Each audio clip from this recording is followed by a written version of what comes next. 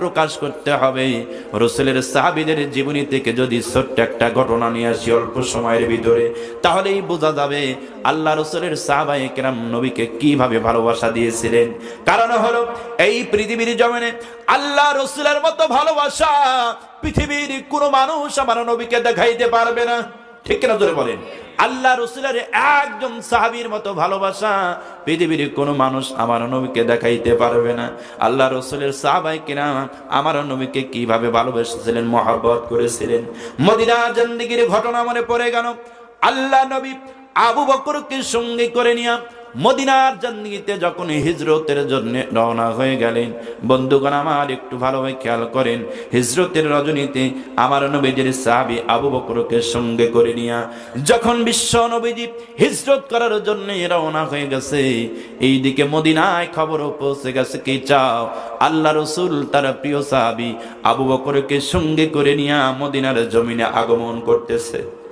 বিশ্ব নবীজির সংবাদ শুনিয়া মদিনার অলিগলি রাস্তা প্রত্যেকটা জায়গায় বিশ্ব নবীজির আনন্দে খুশির জোয়ার বয়ে যাচ্ছে।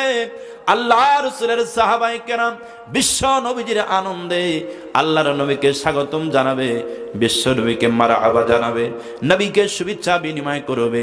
শুভেচ্ছা বিনিময় করার জন্য আল্লাহ রাসূলের সাহাবায়ে কেরাম মক্কা থেকে মদিনায় প্রবেশ করার জন্য 13টা গিরি রাস্তা আছে, 13টা পথ আছে। আল্লাহ রাসূলকে ধন্যবাদ জানানোর জন্য, শুভেচ্ছা বিনিময় করার জন্য, মারহাবা জানানোর জন্য কিছু কিছু সাহাবায়ে কেরাম মিলে প্রত্যেকটা জায়গায় 13টা রাস্তায় কালেমার পতাকা নিয়ে বিশ্ব নবীকে স্বাগতম জানানোর জন্য দাঁড়ায় গেছে। আমার ভাইয়েরা, আল্লাহ নবীকে কিন্তু মক্কার জমিনের ছেলেরা পাথর মেরে নির্যাতন করে মদিনায় তাড়ায় দিয়েছে, কিন্তু বিশ্ব নবীজি যাওয়ার সময় মনটা খারাপ করে কান্না করতে করতে আল্লাহ রাসূল মদিনার জিন্দেগিতে রওনা হয়ে গেছে। আমার আল্লাহ রাব্বুল আলামিন বিশ্ব নবীকে সান্ত্বনা দেয়, নবীজি মনটা খারাপ করবেন না, চোখের পানি ছেড়ে আপনি কাঁদেন। ও নবীজি, কান্নার দরকার নাই, একটা বার মদিনায় যান, মদিনায় গেলে আপনি বুঝতে পারবেন আমি আল্লাহ আপনার জন্য কি ব্যবস্থা করে রেখেছি। নবী গো, একটাবার আপনি মদিনায় চলে যান, মদিনায় গেলেই আপনি বুঝতে পারবেন আমি আল্লাহ রাব্বুল আলামিন আপনার জন্য কি ব্যবস্থা করে দিয়েছি। বিশ্ব নবীকে বলতেছেন, নবীজি মক্কার ছেলেরা আপনার মর্যাদা বুঝতে পারে নাই, না চিনিয়া আপনাকে পাথর মেরে নির্যাতন করে তাড়াইয়া দিয়েছে। নবীজি মক্কার জমিনের এক দরজা বন্ধ হয়ে গেছে বলে আপনি কান্না করতে করতে অস্থির হয়ে যাচ্ছেন। নবীজি, ও নবীজি টেনশন নাই, চিন্তা নাই, মক্কা থেকে মদিনায় রওনা হয়ে গেছেন, এক দরজা বন্ধ হয়ে গেছে বলে আপনার মনটা খারাপ, আমি আল্লাহ আপনার প্রতি কত দয়ালু, কত মেহেরবান জানেন কি, আমি আল্লাহ রাব্বুল আলামিন মদিনার জমিনের 13টা রাস্তা আপনার জন্য খোলাসা করেছি। জোরে বলবেন না সুবহানাল্লাহ? বিশ্ব নবীকে সান্ত্বনা দিচ্ছে, এক দরজা মক্কার জমিনে আপনার বন্ধ হয়ে গেছে, মদিনার জমিনের 13টা রাস্তা আপনার জন্য আমি আল্লাহ খোলাসা করে দিয়েছি। এখান থেকে শিক্ষা আছে বন্ধুগণ, এই পৃথিবীর জমিনে ইসলামের জন্য, কোরআনের জন্য, ইসলাম প্রতিষ্ঠা করার জন্য এই পৃথিবীর জমিনে মুমিনদের উপর নির্যাতন করা হবে, নিপীড়ন করা হবে। নির্যাতনের যন্ত্রণায় পৃথিবীর জমিন থেকে এই পৃথিবীর জমিনের ঈমানদাররা হিজরত করতে বাধ্য হবে। আমার আল্লাহ নবীজের মাধ্যমে শিক্ষা দিয়েছেন, तमाम পৃথিবীর ঈমানদারদেরকে শিক্ষা দিয়েছেন, মুমিনদের এক দরজা বন্ধ হবে, আমার আল্লাহ পৃথিবীর জমিনে 10টা রাস্তা মুমিনদের জন্য খোলাসা করে দেবে। জোরে বলেন সুবহানাল্লাহ। মুমিনদের কোনো টেনশন নাই, মুমিনদের কোনো চিন্তা নাই। আমার আল্লাহ বলতেছেন, ও নবী কেন কাঁদেন, একটাবার মদিনায় যান, মদিনায় গেলেই আপনি দেখবেন মদিনা রাস্তার 13টা গিরি রাস্তা আছে, 13টা রাস্তাই আপনার জন্য খুলে দিয়েছি। আমার ভাইয়েরা, মদিনার সাহাবায়ে কেরাম আল্লাহ রাসূলকে স্বাগতম জানাবে, আল্লাহ রাসূলকে মারহাবা জানাবে, শুভেচ্ছা বিনিময় করবে। আল্লাহ রাসূল আবু বকরকে সঙ্গে করে নিয়ে রওনা হয়ে গেছে। কিছু কিছু সাহাবায়ে কেরাম মনে মনে ভাবতেছে, আল্লাহ নবী আবু বকরকে সঙ্গে করে নিয়ে হয়তো এই পথেই রওনা হয়ে যাবেন। ও ওখানে কিছু সাহাবায়ে কেরাম কালিমার পতাকা নিয়ে দাঁড়িয়ে গেছে। আবার কিছু সাহাবায়ে কেরাম মনে মনে ভাবছে, না ওই পথ দিয়ে আসবেন না, নবীজি এই পথ দিয়ে আসবেন। ওখানে কিছু সাহাবায়ে কেরাম কালিমার পতাকা নিয়ে দাঁড়িয়ে গেছে। আবার কিছু সাহাবায়ে কেরাম মনে মনে ভাবতেছেন, না ও রাস্তা দিয়ে আসতেই পারে না, এই রাস্তা দিয়ে আসবেন। ওখানেও কিছু সাহাবায়ে কেরাম কালিমার পতাকা নিয়ে দাঁড়িয়ে গেছে। এরকম করতে করতে করতে করতে 13টা রাস্তায় কালিমার পতাকা নিয়ে সাহাবায়ে কেরাম নবীকে স্বাগতম জানানোর জন্য তারা অধীর আগ্রহে দাঁড়িয়ে গেছে। আল্লাহ নবীজি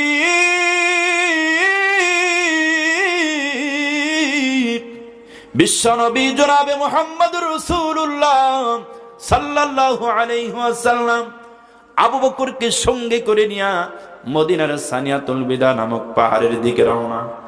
আল্লাহ নবীজি আবু বকরকে সঙ্গে করে নিয়ে যখন মদিনার সানিয়াতুল বিদা নামক পাহাড়ের দিকে গেলেন, আল্লাহ নবীজি চোখে পড়ে যায়, ওই তো দেখা যায় সানিয়াতুল বিদা নামক পাহাড়ের উপরে ছোট্ট ছোট্ট সন্তানদের দেখা যায়। আর এই সন্তানদের হাতে একটা পতাকা, পতাকার উপরে সুন্দর করে লেখা দেখা যায় কালিমা লা ইলাহা ইল্লাল্লাহু মুহাম্মাদুর রাসূলুল্লাহ। নবীজি ওই কালিমার পতাকা দেখিয়া তার সাহাবী আবু বকরকে ডেকে ডেকে বলতেছে, আবু বকর ওই যে দেখো মদিনার সানিয়াতুল বিদা নামক পাহাড়ের উপরে ছোট্ট ছোট্ট সন্তানদের দেখা যায়। আবু বকর রে, আমার মনে চায় আমি নবীজি এই পথ দিয়ে রওনা হয়ে যাই। ও আবু বকর, ওই যে তাকায় দেখো মদিনার সানিয়াতুল বিদা নামক পাহাড়ের উপরে ছোট্ট ছোট্ট সন্তানেরা কালিমার পতাকা নিয়ে দাঁড়িয়ে গেছে। আল্লাহ নবীজি আবু বকরকে সঙ্গে করে নিয়া সানিয়াতুল বিদা নামক পাহাড়ের দিকে রওনা হয়ে গেলেন। এক পাও দু পাও করে যাইতে যাইতে বিশ্ব নবীজি সানিয়াতুল বিদা নামক পাহাড়ের উপরে দাঁড়ায় গেলেন। আল্লাহ নবীজি সানিয়াতুল বিদা নামক পাহাড়ের উপরে যখন দাঁড়ায় গেছে, এই দুনিয়ায় ছোট্ট ছোট্ট সন্তান যেমন কিছু সময়ে মাকে যদি না পায়, কিছু সময়ে যদি আব্বাকে না পায়, আপনারা খেয়াল করে দেখবেন ছোট্ট ছোট্ট সন্তানগুলো মাকে না পাওয়ার কারণে, আব্বা জানকে না পাওয়ার কারণে হাউমাউ হাউমাউ করে কান্দে। ঠিক না, জোরে বলেন। আমার নবীজি আবু বকরকে সঙ্গে করে নিয়ে যখন সানিয়াতুল বিদা নামক পাহাড়ের উপরে দাঁড়ায় গেছে, মদিনার ছোট্ট ছোট্ট সন্তানেরা আমার নবীকে পাইয়া হাউমাউ হাউমাউ করে কান্না শুরু করে দিয়েছে। আল্লাহ নবী কি এই পৃথিবীর জমিনে বিশ্ব নবীকে বলতেছেন, ইয়া রাসূলুল্লাহ, ইয়া হাবিবাল্লাহ, তাড়াতাড়ি করে ঘোড়া থেকে নামেন, এই যে আমরা মদিনার ছোট্ট ছোট্ট সন্তান দাঁড়ায় আছি, আপনি মদিনায় আসবেন বলে আমরা খবর পেয়েছি। মদিনার জিন্দেগির সন্তানেরা আপনাকে স্বাগতম জানানোর জন্য, মারহাবা জানানোর জন্য কেউ 3 দিন 5 দিন 7 দিন 1 দিন হলো দাঁড়ায় আছি। ও নবীজি, আল্লাহর কসম করে বলি, এই যে দাঁড়ায় আছি মদিনার সন্তানদের পেটের ভিতরে কোনো ক্ষুধার ভাব হয় না। জোরে বলবেন না সুবহানাল্লাহ। ও নবীজি, তাড়াতাড়ি করে ঘোড়া থেকে নামেন, আমাদেরকে একটু মুসাফা করেন, আমাদের সঙ্গে একটু কোলাকুলি করেন, কারণ অধীর আগ্রহে আমরা বসে আছি আপনার জন্য। বিশ্ব নবীজি মদিনার সন্তানদের অবস্থা দেখে আর সহ্য করতে পারে না। নবীজি লাফ দিয়া ঘোড়া থেকে নামলেন। লাফ দিয়া ঘোড়া থেকে নামিয়া বিশ্ব নবীজি মদিনার সন্তানদের সঙ্গে মুসাফা করতেছে। আল্লাহ নবীজি মদিনার সন্তানদের সঙ্গে কোলাকুলি করতেছে। আল্লাহ নবীজি চোখে পানি ছেড়ে ছেড়ে কান্দে, মদিনার সন্তানেরাও কান্দে। বিশ্ব নবীজি মদিনার সন্তানদের অভিমান দেখিয়া, বিশ্ব নবীজি মদিনার সন্তানদের শুভেচ্ছা বিনিময় করা দেখে আল্লাহ নবীজি চোখের পানি ছেড়ে দিয়া কাঁদতেছে। আর ডেকে ডেকে বলতেছে, মদিনার ছেলেরা, ও মদিনার মেয়েরা, আজকে যেইভাবে আমি বিশ্ব নবীকে সম্মান করেছো, আজকে যেইভাবে আমি নবীকে শ্রদ্ধা করেছো, আজকে যেইভাবে আমি নবীকে সম্মান করলে, মারহাবা জানালে, আমি বিশ্ব নবীজির কলিজা ঠান্ডা হয়ে গেছে। মদিনার ছেলেরা রে, ও মদিনার মেয়েরা, আমি নবীজি তোমাদের কাছে একটা কথা আজকে জানতে চাই। আমি বিশ্ব নবীজি যদি কিয়ামত পর্যন্ত মদিনায় অবস্থান করি, তোমরা জোরে সোরে বলতে দেখি, কিয়ামত পর্যন্ত কি আজকের মতো করে আমি নবীকে ভালোবাসবে? মদিনার ছেলেরা রে, আমি বিশ্ব নবীজি বাপ দাদার দেশ থেকে চলে এসেছি, বুকের ভিতরে এক বুক যন্ত্রণা, পাথর মেরে আমার বাপ দাদার দেশের ছেলেরা আমাকে তাড়ায় দিয়েছে, তোমাদের দেশে আমি বুকটা যন্ত্রণা নিয়ে চলে এসেছি। ও মদিনার ছেলেরা, বলো দেখি কিয়ামত পর্যন্ত কি আমি নবীকে আজকের মতো করে ভালোবাসবে? মদিনার সন্তানেরা বিশ্ব নবীজির জবাবে বলতেছেন, ইয়া রাসূলুল্লাহ, হাবিবাল্লাহ, কিয়ামত পর্যন্ত যদি আপনি মদিনার দেশে অবস্থান করেন, এই মুহূর্তে আপনার 3000 সন্তান আপনার হাতে কালিমা পড়ে মুসলমান। নবী গো, 3000 সন্তানেরা আপনার হাতে ওয়াদা করলাম, প্রতিজ্ঞা করলাম, যদি কিয়ামত পর্যন্ত আপনি আমাদের মাঝে অবস্থান করেন, বুকের তাজা রক্ত ঢেলে দিয়া হলেও এই পৃথিবীর জমিনে মদিনার সন্তানেরা রাসূলের সম্মানকে তারা উঁচু করে ধরে রাখবে। জোরে বলবেন না সুবহানাল্লাহ? আমার বন্ধুগণ, এই পৃথিবীর জমিনে আমরা যদি পৃথিবীর জমিনে রাসূলকে ভালোবাসতে চাই, রাসূলের সাহাবায়ে কেরামের জীবনের মতো ভালোবাসতে হবে, ঠিক কিনা জোরে বলেন? রাসূলের সাহাবীদের মতো আমাদের মহব্বত করতে হবে, ঠিক কিনা জোরে বলেন? আল্লাহ রাব্বুল আলামিন বললেন, জাহান্নাম থেকে যদি মুক্তি পেতে চাও, 2 নম্বর আমল রাসূলিহি, রাসূলের প্রতি ঈমান আনতে হবে। 3 নম্বর আমল শুনে নেন, আমার আল্লাহ রাব্বুল আলামিন কোরআনুল কারীমের ভিতরে 3 নম্বর আমল বর্ণনা করতেছেন, ওয়া তুজাহিদুনা ফি সাবিলিল্লাহি বিআমওয়ালিকুম ওয়া আনফুসিকুম যালিকুম খায়রুল লাকুম ইন কুনতুম তা'লামুন। আল্লাহ রাব্বুল আলামিন কোরআনুল কারীমের ভিতরে জানাই দিলেন, ও বিশ্বের ইমানদারেরা, আমি আল্লাহর সঙ্গে তোমরা ব্যবসা করতে চেয়েছো, ব্যবসা করলে কি লাভ হবে? আমি আল্লাহ তোমাদের সেই লাভের কথা জানাচ্ছি। কি ব্যবসা করতে হবে দুনিয়ায় সে কথাও আমি তোমাদেরকে জানাই দিচ্ছি। 3 নাম্বার ব্যবসা হচ্ছে ওয়া তুজাহিদুনা ফি সাবিলিল্লাহ, আমি আল্লাহ রাস্তায় তোমাদেরকে জিহাদ করতে হবে। জবান খুলে বলেন তো ভাই, কি করতে হবে? সবাইকে বলতে হবে কি করতে হবে? জিহাদ করতে হবে। এটা কারো না, কথা বলে না, কারো না। জিহাদ করতে হবে, এটা আমার আল্লাহর না।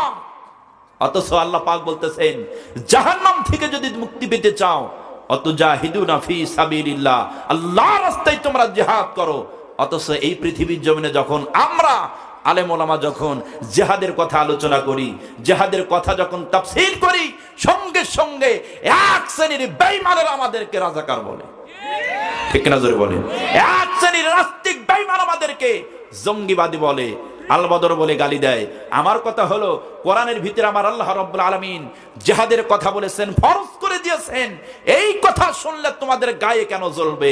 আর গায়ে যদি বলে আমরা ফতোয়া দিতে পারি কোরআন হাতে করে, এই পৃথিবীর জমিনে তোমাদের ভিতরে ঈমান নাই, নাস্তিক বেঈমান মুরতাদ হয়ে গেছো, নমরুদের মতো হয়ে গেছো, টাটকা ফিরাউনের মতো হয়ে গেছো, টাটকা এই পৃথিবীর জমিনে আবু জেহেলের মতো হয়ে গেছো, ঠিক না জোরে বলেন? কারণ জিহাদের কথা শুনলে কেন তোমার গায়ে জ্বলবে? তুমি তো মুসলিম, তুমি তো